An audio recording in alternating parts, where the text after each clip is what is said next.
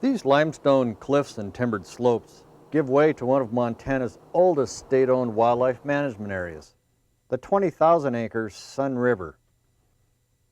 Established in 1947, these foothill grasslands give a winter home to the elk that migrate out of the Bob Marshall Wilderness each fall.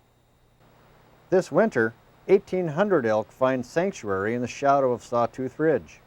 A mere 53 years ago, that wasn't possible.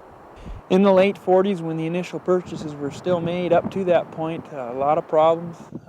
Elk coming out of what is now the Bob Marshall Wilderness Complex, not having a piece of ground that they were wholly welcome on, a lot of game damage. The state even hired men on horseback to push elk off private foothill ranches. But what they attempted to do was to intercept them and harass them and herd them back. 1 day's travel time back into the mountain. The solution wasn't to get rid of the elk, but to create a winter home for them.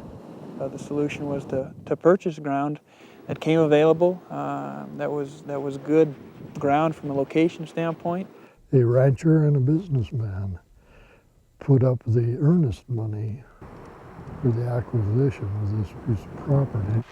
As part of the acquisition, wildlife managers reached an agreement with a neighboring rancher on how to handle elk that moved across their property.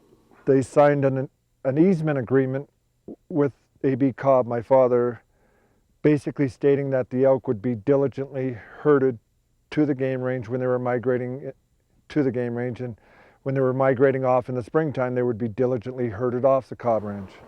It's a good neighbor policy, and it's a great agreement. And it continues to be, from the standpoint of wildlife management, a very effective piece of ground.